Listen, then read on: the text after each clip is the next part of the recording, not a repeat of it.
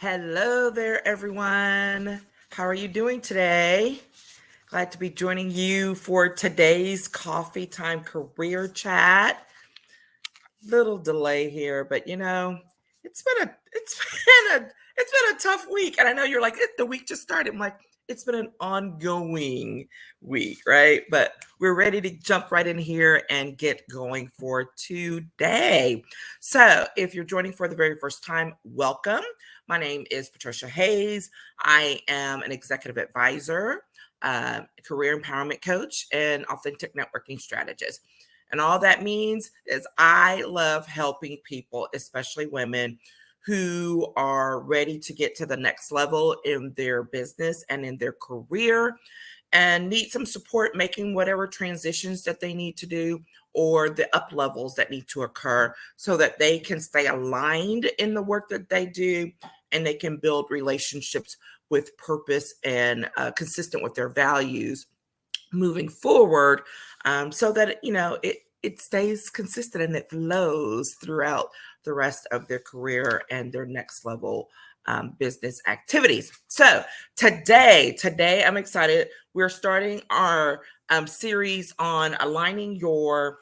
Well, today we're talking about realigning your networking mindset, and as we do this, we are going to make sure that we talk about like mindset throughout the rest of this month. So that's kind of where we're going. We're going to revisit some topics we've talked about before, but update them, refresh them.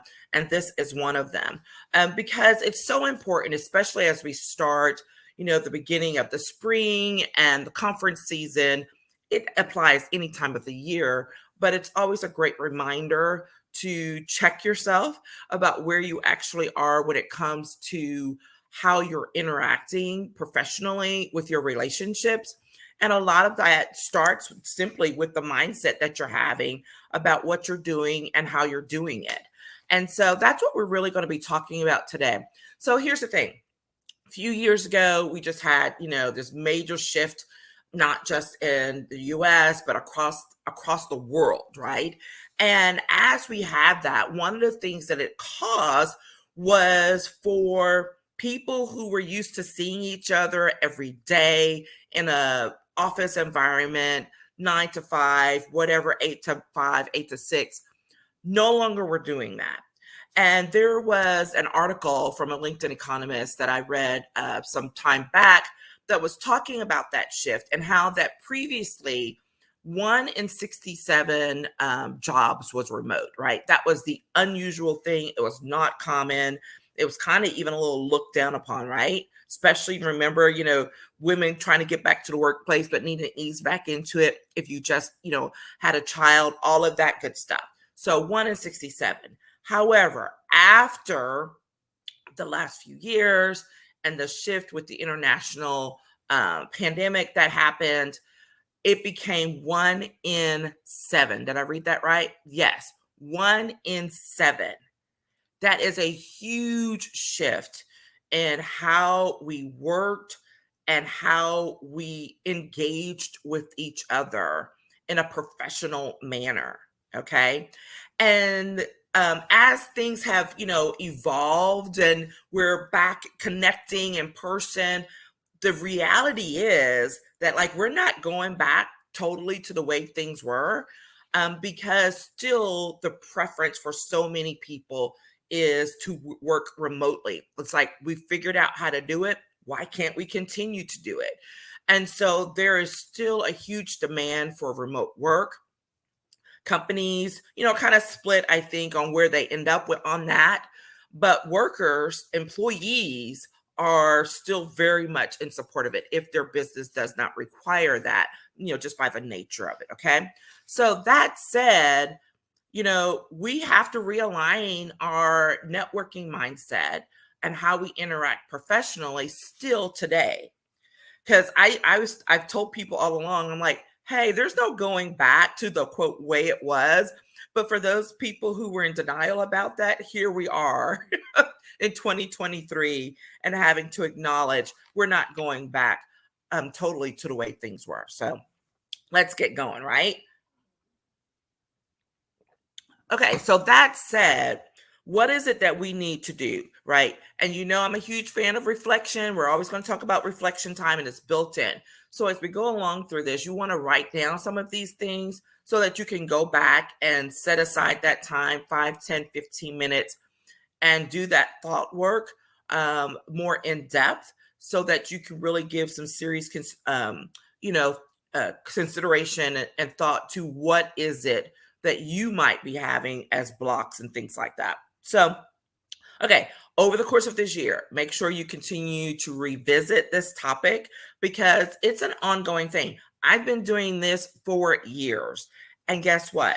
I still have to do some reassessing, some resetting, and all of that. So no one can escape it.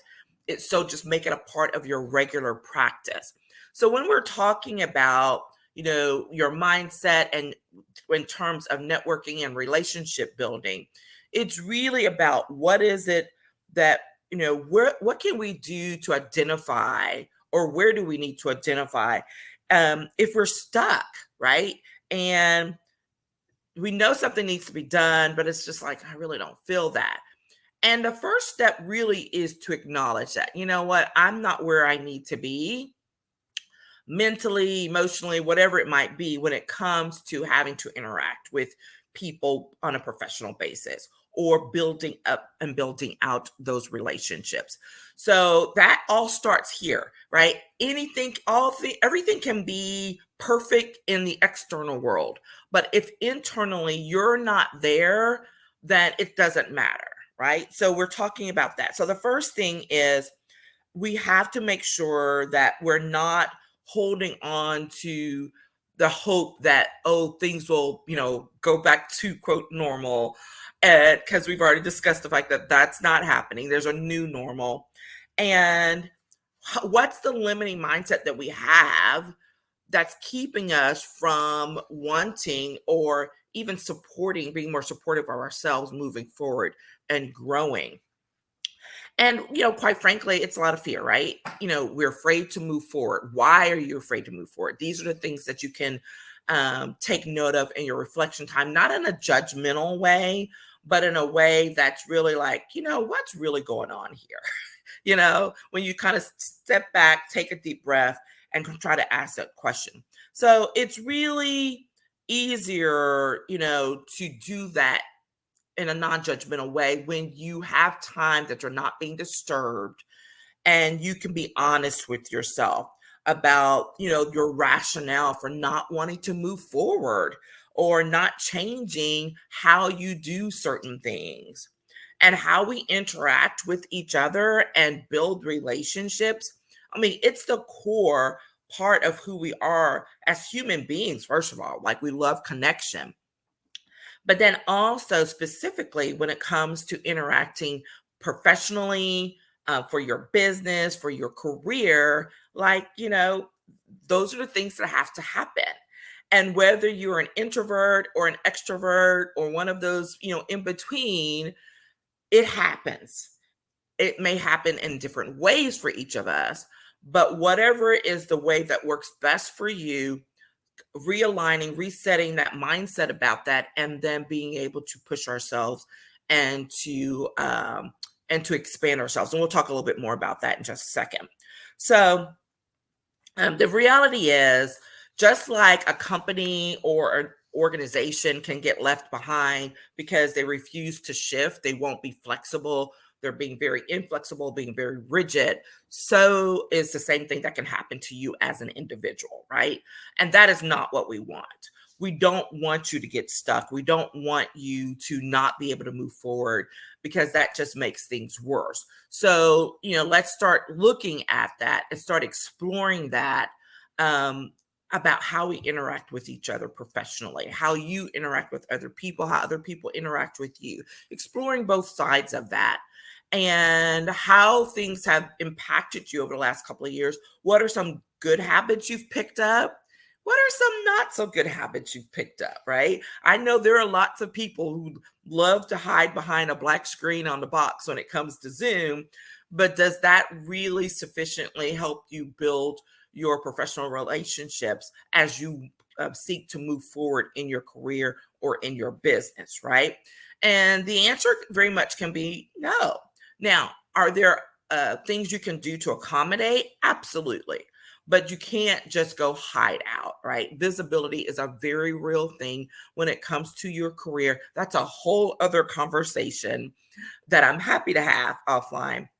But visibility is not just about being seen physically, but also about engaging with other people, right? And that is super important in every walk of life, in every business, in every career. How you engage, making yourself available to engage is all very important. So here's the thing: we have to adjust to where we are now, figure out where we're going to move forward, how we're going to move forward, and where we're going to move forward, just like as businesses do that. So we've talked about taking that reflection time, set a time, figure out where are those spaces for you where you may be resistant to us making the shifts. Maybe it's how you talk to people. Maybe it's the platforms you use. This was a thing and still is. I'm amazed even after the last few years that there are folks who are still not, they really never still don't engage with electronics or something like that. I literally just had a conversation with someone last week who was like, yeah, their business was one that was very hands-on with people. So switching to an all electronic format just was not something they were comfortable with or that they had to do. And so here we are today. And when they shifted in their career yet again, and having to do it and still being behind the eight ball on that, right? So no judgment, but just the reality that really does exist. And so whatever your situation or problem or concern may be, you are not likely to be the only one with that issue or concern. Okay. Like, let's just put it out there. We all like to think that we are so special when it comes to certain things. And yes, we are very special individuals. But when it comes to problems and concerns that we have, most of the time we are not the only ones, right? So take comfort in that and then go do the work internally to figure out the answers, to find those people who have had similar issues and how they've adapted to them. So so there we are. So here's the thing: we can still, go do some of the things we've been doing when it comes to interacting with our professional networks, our relationships, but maybe it needs to be tweaked some, right? Maybe we need to adjust, whatever that might be. You don't know though until you actually just sit down and really take a look. So one of the common things, right, is email. Email from a professional standpoint has been the traditional way of interacting and talking with and people talking with each other. Okay, fine. Well, hello, when everyone's working remote or large, that's a major source. And people may have 200 emails in their inbox. You can't get upset because someone didn't get back to you right away if they're sloshing through 200 emails. So what is it that you can do to adapt to help fix that situation some? Maybe you actually have to pick up your real phone and make a phone call, or we do text, and we'll talk about boundaries and stuff in a second. Or maybe we're using a social media platform. These are all those things that have come up and developed to help ease communications in a different way, using Slack, all of that. And while some of those may not be our favorites, if it helps to get the job done and to adjust, then let's do what we need to do to adjust to make that happen. Okay. And they're learning opportunities, quite frankly. I mean, there are a few platforms I'm not a fan of, but because the organization that I was volunteering for or whatever, they used it. So I got exposed to it. I learned a little bit about it. And even if it's not my favorite, I do know how to adapt to use it to continue to build out those relationships, to connect with those people when I need to do it, right? That's an adaptation. The solution of not using it means you cut yourself off from other people. And is that really what you want? No. So, get your head on straight, fix it, what they say, fix your face and make the adaptation that you need in order to continue to move forward, to grow, and to stay connected. All right. So figure out where that mindset issue is, make the shifts that you need to, and be prepared to move forward and get support. Right. This is not something you have to do alone. Having conversations with people is always helpful. If you need a coach, if you need a mentor, whatever it might be, but get the support you need as well to make those shifts. All right. So here's the second point. The second point is, boundaries, the whole issue of boundaries when it comes to this. And this has been, a biggie for a lot of people. I know it's been a biggie for me. And readjusting those boundaries during this time and as it continues is real important, because I know myself that there were a lot of boundaries when it came to communicating on professional issues and things like that got relaxed significantly. Like, so for example, a lot of early morning texting and late night texting with people you might not otherwise have done that with, right? Because you would have normally used email or gone and had a in-person meeting. And as we adjust though and move back and move forward and getting re-engaged with people, here's one of those habits that has lingered on that we may need to adjust, right? So people have gotten used to those early morning texts, late night texts, and all of that in between without realizing, hey, maybe I'm, cutting across a boundary here when it comes to our relationships and using that form of communication, right? Now, that doesn't mean you can't do it again, because I did just tell you, be flexible on how you're doing that. But you also want to be respectful. So if you know that one person is like, this person you talk with is not a morning person. Hello, that's me. Why are you sending them text messages at 8 a.m.? They are not going to be responsive, right? Or, or if you are communicating with someone late at night who's an early bird, right? Maybe you shouldn't be using your phone or text at all. Maybe this is a time to send an email and then follow up in the morning with a voicemail or a quick note like, hey, can check your email? I sent you something, right? It's about being flexible. It's about still engaging with your people, but adjusting. And while you're adjusting for them, you're also adjusting for yourself, right? Putting timelines around it. If especially if you have families or there's, certain times you just need time. It doesn't have to be relegated to because you have someone else at home, but it's just about being respectful of your own time. You're like, hey, I am happy to respond between 9 and 6 on matters. If your message comes in after that, I will get back to you ASAP. Here is the avenues if there's an actual emergency. Okay. Now, what does that do? And what in the world does that have to do with your networking mindset and your professional relationships? A lot. Because here's what can happen. And I'm speaking from experience because it happened to me. When you allow those boundaries to go soft, and people are taking advantage of them, whether it's deliberate or not. So it doesn't have to be conscious. They might not even be aware of it, but you're letting things go lax on both ends. You can become resentful, tired, burned out, okay? And that then affects the nature of your relationship with that person or that organization. The issue is you have to accept the responsibility of your part in that role, right? By not resetting the boundaries about how you want to communicate, about how you want to engage. All of those things that are so important. Now, I'm not saying go to one extreme, like don't go to extreme. Don't, overly, don't keep your boundaries overly relaxed, but also don't make them so tight that no one could possibly align themselves with them. Now, if you need to do a little bit of that in order to readjust, fine.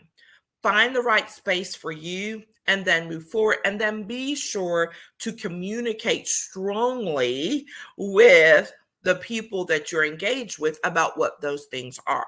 Okay. If you have requirements because of work or something like that, have conversations with your boss, your supervisors, your colleagues about how you want to engage. It's like, hey, I would love to schedule coffees. Let's make sure we schedule coffees between 9 and 11, or if we're going to do that so that I can make sure I'm in my chair later on, taking calls for meetings and things like that. Because I will tell you, that was one of the really exhausting things, trying to adjust on both ends, especially as things open back up. So you're running over here for an in-person coffee, but then forgetting, it's like, oh crud, I have this, 11:30 lunch meeting on Zoom, right?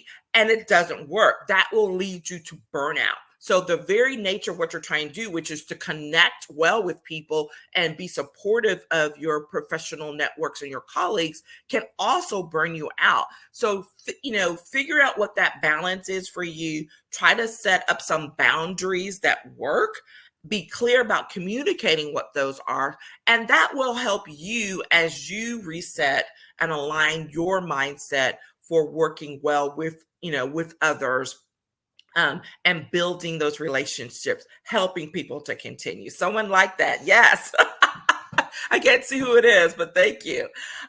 So that's really important. And I would love to have a more conversation with that, because that's one of those things, like I said, that I found myself struggling with and had to do some hardcore like cutoffs, and then, kind of come back to center, and realizing now I still have a few where I'm like, what, I gotta tighten that a little bit more with a few folks. And so doing it, it's an ongoing thing. Managing the relationship, being there for people, supporting your people is super important, but it's not going to be helpful if you're aggravated and pissed off with them all the time, because in reality, things have, they're just pushing the envelope too much about how they're reaching out to you, or not giving you the space that you need, but owning your part in communicating what that is. Okay.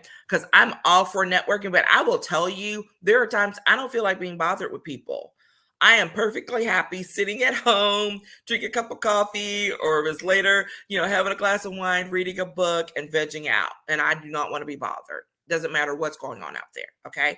It's okay. That's fine.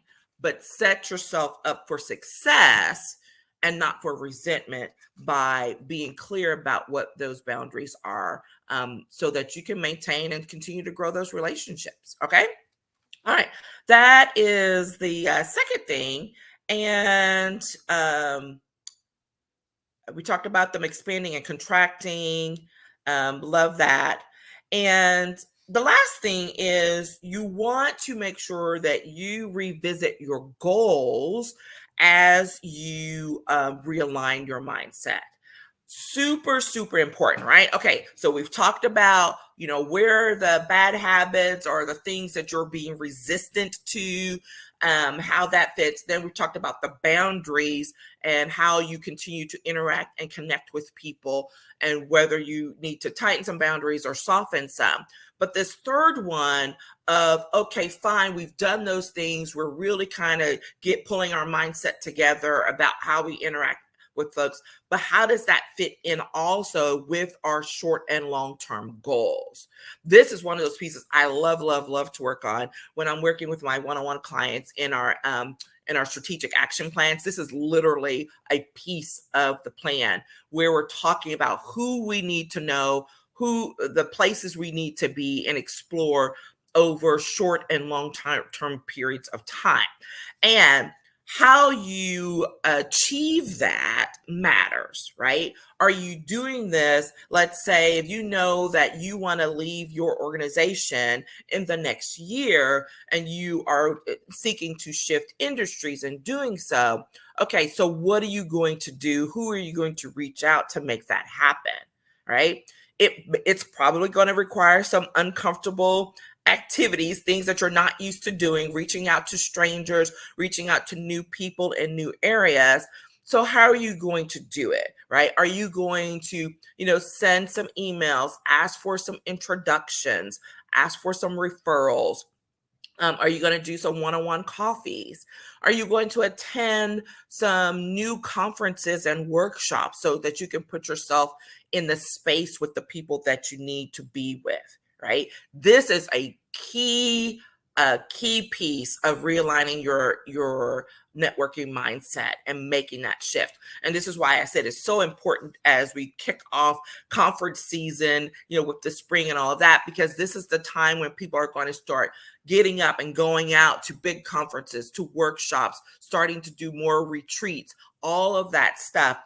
But where are you when it comes to this? Are you really truly ready to leverage the experiences that you need to engage in, or that you're going to be engaged in, because it's maybe a requirement of work or a requirement of what you need to do in order for to expand your business? Okay, so you want to sit down and proactively take a look at those goals for the year, calendar year, for the next couple of years, whatever it might be, and actively make decisions about what's going to happen, not just doing it because you're forced to. That's the worst way to do it, or because you're reacting to something, right? You're in a much more empowered, much more uh, strengthened position if you take that action proactively instead. So I'm always wanting to talk to people about doing that actively, not passively, being deliberate about who you're reaching out to and who you're connecting with, and doing it in an authentic way. Y'all know that's my thing. And making sure that it flows both ways, right? That it's not a one way, that we're not just going out there saying what we can get from somebody. And that's that taker mentality, and transactional. We don't do transactional networking here, but it is about a give and receive, making sure there's a good flow. And that means you have to stay engaged, which is what we've been talking about, right? Resetting your mindset so that you can stay engaged in a healthy way, in a way that's empowering, and in a way that's that builds up the relationship and not wears it down. Okay. um so the other thing is making sure that you're not thinking very linearly when you're doing this, because so many times, that's what will happen. Someone says, "Oh, I need to do X." And so we only think of 1, 2, 3, 4, 5 in order to get to that. And then if something happens at the third point, we get stuck and we're like, "Well, oh no, I can't do it. It's not going to happen because I can't get there." So let's make it more real. So let's say, for example, you're on a real estate deal or something, and you need a good set of professionals to pull together for this real estate deal. And so, yeah, what's your first thing to think of? Oh, I'm going to go, talk to a broker or whatever. Fine.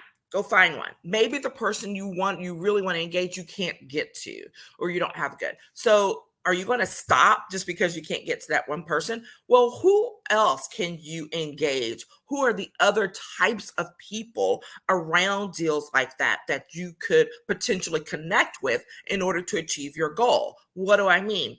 Lawyers are involved in real estate deals. Bankers are involved in real estate deals.